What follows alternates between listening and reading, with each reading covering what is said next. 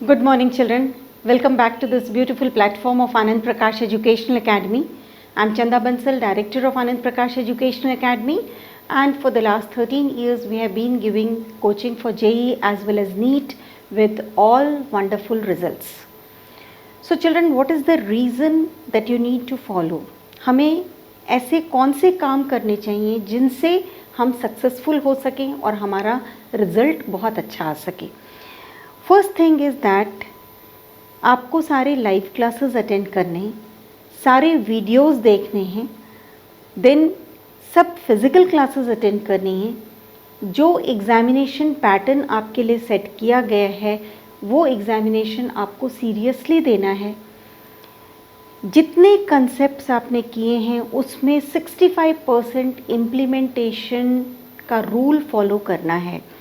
Means एक concept को आपने समझा, उसके बाद उससे क्वेश्चन सॉल्व करने, बहुत सारे क्वेश्चन सॉल्व करने, जितने क्वेश्चंस आपको दिए जाएं वो सॉल्व करने, प्लस अपने आप भी एडिशनल क्वेश्चन सॉल्व करने. उससे हमारा जो माइंड है वो बहुत फास्ट काम करना स्टार्ट करेगा. क्वेश्चन देखते ही आपको समझ में आएगा कि कौन सा फॉर्मूला आपको यूज़ करना है और कैसे उस क्वेश्चन को सॉल्व करना है. तो हम बहुत सारे क्वेश्चंस यहाँ करेंगे और बहुत अच्छे क्वेश्चंस, बहुत टफ क्वेश्चंस हम लाइव क्लासेस में भी डिस्कस कर सकते हैं. तो ये आपका बेनिफिट होगा लाइव क्लासेस में आने का. लाइव क्लासेस में जब आप आओगे तो आप इन्जॉय करोगे. हम एक एक पॉइंट बहुत ही डिटेल्स में लेते हैं और बहुत सारे क्वेश्चंस सॉल्व होते हैं, जिससे आपका कंसेप्ट क्लैरिटी डेवलप होता है और आपको वो टॉपिक बहुत ईजी लगेगा. Means chemistry is a subject which is really very interesting, लेकिन उसका एक तरीका है केमिस्ट्री को पढ़ने का, केमिस्ट्री को सॉल्व करने का. अगर उस तरीके से आप करोगे तो I can just tell you with all commitment that it is easy, it is very easy to score 100% marks also in chemistry. So I think all of you would like to do that. Solid state में हमने last class में किया था imperfections in the solids. तो आपने देखा था कि कोई भी क्रिस्टल है वो एब्सोल्यूट ज़ीरो पे तो वो बिल्कुल परफेक्ट क्रिस्टल है, क्योंकि उसके जो एटम्स हैं वो अपनी पोजीशन पे रहते हैं, मेंटेन्ड रहते हैं. लेकिन यदि वो क्रिस्टल टेम्परेचर ज़्यादा उस पर एग्जिस्ट करता है, मींस ज़्यादा टेम्परेचर पे अगर वो क्रिस्टल है या क्रिस्टल जहाँ भी प्रेजेंट है वहाँ पे टेम्परेचर इंक्रीज़ किया है, एब्सोल्यूट ज़ीरो से ज़्यादा टेम्परेचर है, तो फिर क्या होगा, वो एटम्स वहाँ से डिस्टर्ब हो जाते हैं, इलेक्ट्रॉन्स डिस्टर्ब हो जाते हैं. जब ये डिस्टर्बेंस देखने को मिलती है then that is called as a defect in the crystal. उसको हम बोलते हैं इम्परफेक्शंस इन द क्रिस्टल. तो वहाँ पे एटॉमिक इम्परफेक्शंस और इलेक्ट्रॉनिक इम्परफेक्शंस हमने देखा था. इलेक्ट्रॉनिक इम्परफेक्शंस मीन्स इलेक्ट्रॉन्स अपनी जगह से हट जाते हैं, जिसकी वजह से वो क्रिस्टल इम्परफेक्ट हो जाता है. एटॉमिक इम्परफेक्शंस में हमने देखा था शॉटकी डिफेक्ट, फ्रैंकल डिफेक्ट, और नॉन स्टोइकियोमेट्रिक क्रिस्टल में हमने देखा था कौन सा, metal access defect, means that was anion vacancies. Anion vacancies हमने किया था, वो था नॉन स्टोइकियोमेट्रिक कंपाउंड में, नॉन स्टोइकियोमेट्रिक क्रिस्टल में कौन सा डिफेक्ट देखा था हमने, that was anion vacancy. Metal access defect में आया था एनायन वैकेंसी. बहुत ही अच्छा कंसेप्ट था ये वाला, जिसमें आपने देखा था कि अगर किसी क्रिस्टल को उसके मेटल के वेपर्स की प्रेजेंस में हीट करते हो तो क्या होता है, इलेक्ट्रॉन्स वापस क्रिस्टल में जो होल्स क्रिएट हुए थे उस होल्स में आके ऑक्यूपाई हो जाते हैं. मीन्स उन पोजीशंस को बोलते हैं एफ सेंटर्स. और इसकी बहुत ही अच्छी बात यह है कि इसकी वजह से क्रिस्टल्स कलर शो करने लगते हैं. सोडियम क्लोराइड येलो कलर का हो जाता है, लिथियम क्लोराइड पिंक कलर का हो जाता है. ऐसे हम अलग अलग क्रिस्टल्स में डिफरेंट कलर्स जो देखते हैं, that is because of the defect in the crystal. Then इसमें मेटल एक्सेस मतलब अब मेटल तो ज़्यादा है, अगर ज़्यादा मेटल आयंस प्रेजेंट हैं क्रिस्टल में तो वो कहाँ पे जाते हैं, वो जाते हैं इंटरस्टिशियल साइट्स में.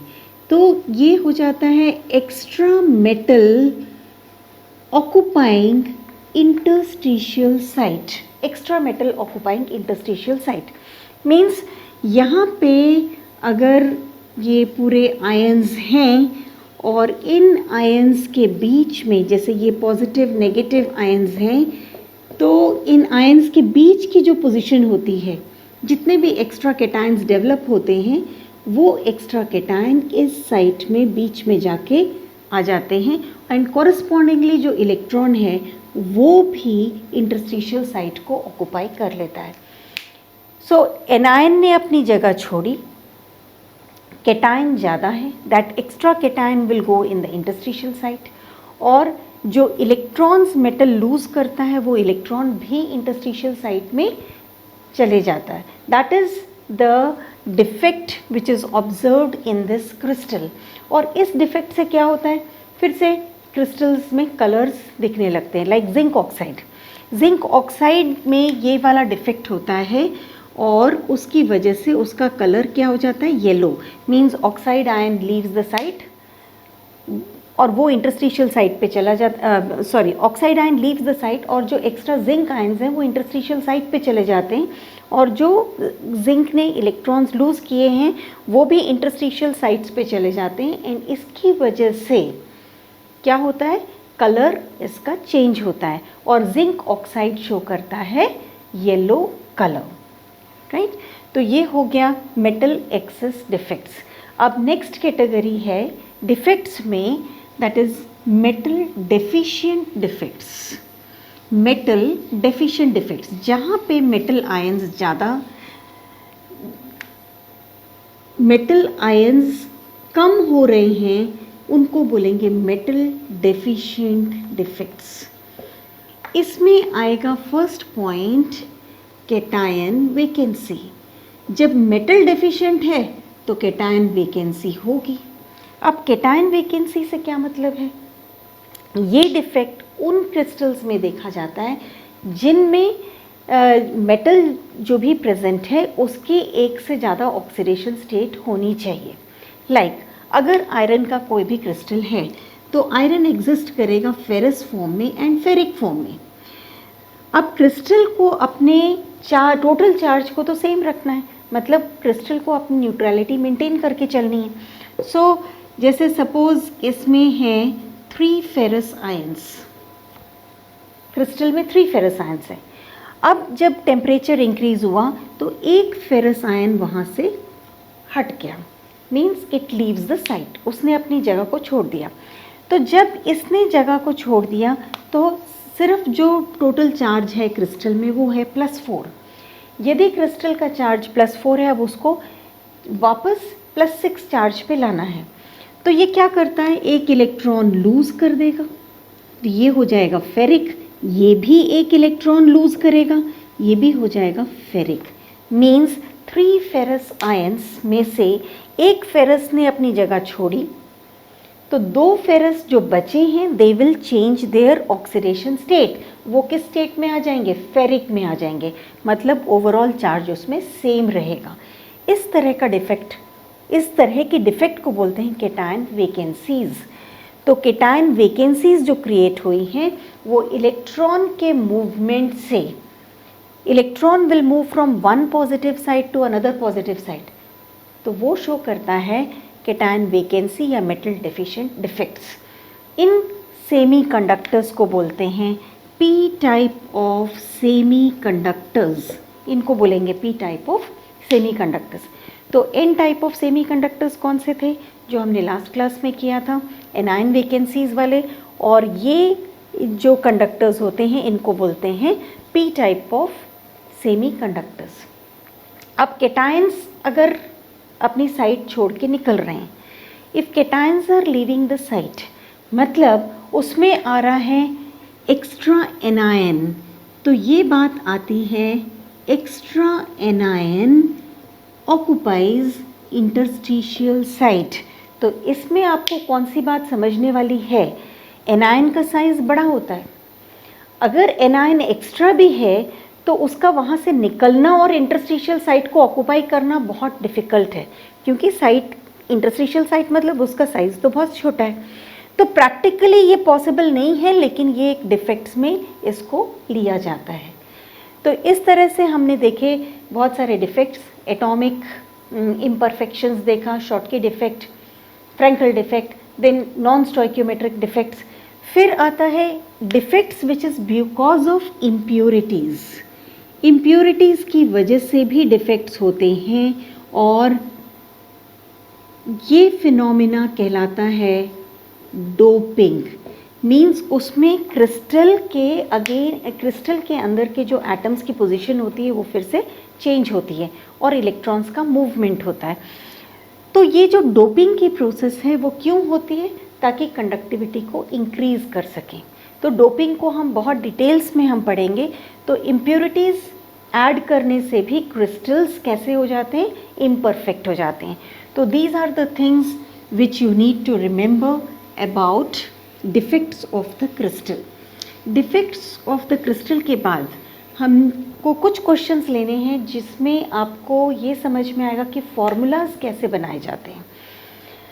हमने किया है simple cubic, then FCC structure, simple cubic किया है, देन किया है FCC स्ट्रक्चर, देन हमने किया है body centred structure, body centred cubic. इनमें आपको पता है कि सारे एटम्स हम कैसे कैलकुलेट करते हैं। यदि आपको गिवन है कि suppose P atoms are present at the corners and Q is there at FCC, face centre पे है, तो कॉर्नर्स की वजह से क्या होगा? सिंगल एटम हो जाएगा P, और FCC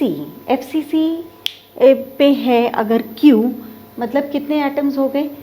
फेस सेंटर में कितने एटम्स हो जाएंगे? सेंटर ऑफ द फेस, मतलब Q is there at the centre of the face. पूरा FCC नहीं, सिर्फ आप इसमें बोलोगे सिर्फ ये है centre of all the faces.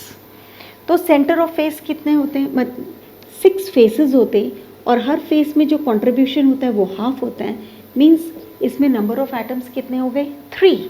तो ये आ जाएगा PQ3। नेक्स्ट क्वेश्चन हम करते हैं, इसमें वो आप नोट करोगे अपने पास।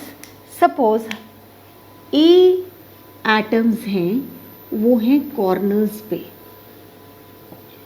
और B है सिर्फ सेंटर ऑफ फेस।